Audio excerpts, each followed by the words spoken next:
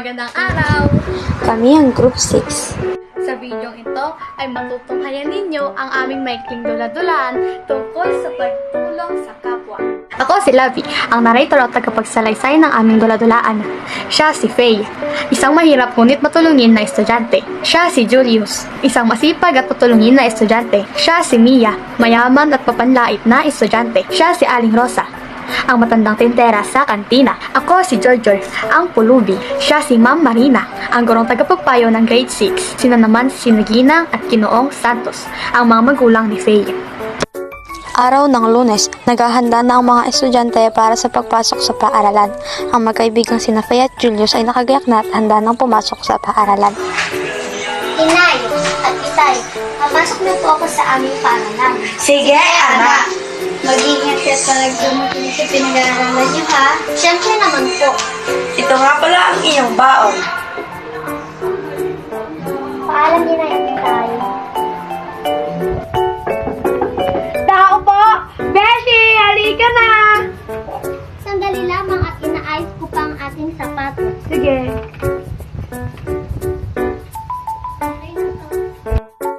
At ang dalawa ay naglakad na para pumasok sa kanilang paaralan. Ngunit sa kabilang panig, si Mia, ang mayamang estudyante, ay nakahilata pa lamang sa kanyang higaan habang ang kanyang alarm clock ay patuloy na nagre-ring.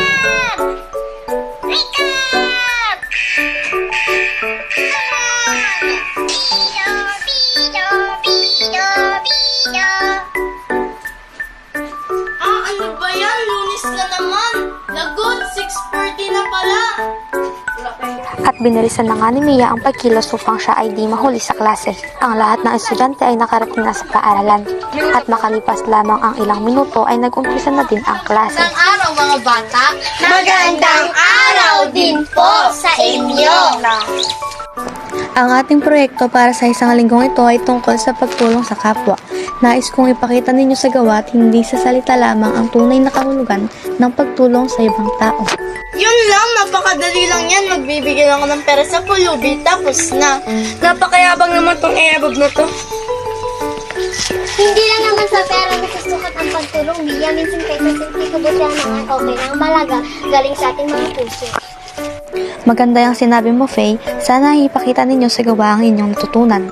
Matapos ang ilang oras ay natapos na rin ang klase. Okay, class, dismiss ang klase. Mia, Faye, at Julius, kayo ay may iwan para mag-link dito sa ating silip-aralan. Tapos na akong maglinis ng bintana. Hindi pa ako tapos mga ate ko. Ay, samahan mo nga ako muna sa kantin. Sige. At pumunta na nga ang dalawa sa kantin.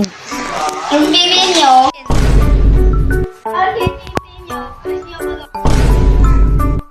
Habang si Mia ay namimili ng pagkain mabibili, ay hindi niya namalayan na si Aling Rosa ay nasa likuran niya at mayroong daladalang basket ng prutas. At sa di inaasahang pangyayari ay aksidenteng nabunggo ni Aling Rosa si Mia at nahulog ang lahat ng daladala nitong mga prutas. naku po, nahulog ang aking mga paninda prutas. Paano po ba ito may bibenta?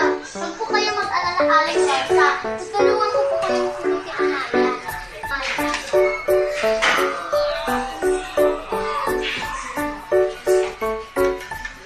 Ano ba yan? Yan, dumi-dumi na. Bakit ka pa tulong dyan?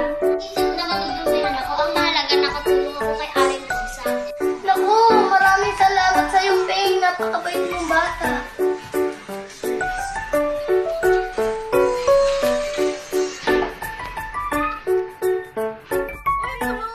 Habang sila ay naglalakad pauwi, ay nakita ni Julius ang matandang pulubi na si Joyjoy na gutom na gutom. Mayroon kayo kahit pero dyan o konting pagkain man lang. Pasensya na po kayo dahil wala po akong pagkain sa loob ng bag ko. Eto po, tinapay. Pero kahit wala pa akong pera, mas kailangan niyo po yung tinapay na yan. Naku, napakabait ko naman anak. Maraming salamat. Muli itong nakita ni Mia at siya ay napaisip. Sa kanyang isip, Bakit kaya siya tumutulong kahit wala siyang masyadong pera? Sino may gusto na magbahagi ng kanilang karanasan tungkol sa pagtulong sa kapwa? Ma'am, Oh yes, Faye. ma'am, ang natutunan ko po kahit sa maliit na bagay ay okay na mahalaga na kapatid sa Ma'am, natutunan ko naman po na ang pagtulong ay hindi lang sa pera. Ma'am, yes, Mia.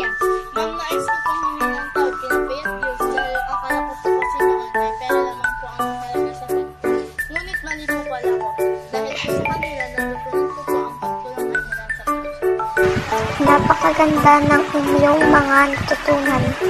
Kaya naman, lagi nating tandaan na ang simpleng kabutihan ay maaaring maging liwanag sa buhay ng iba.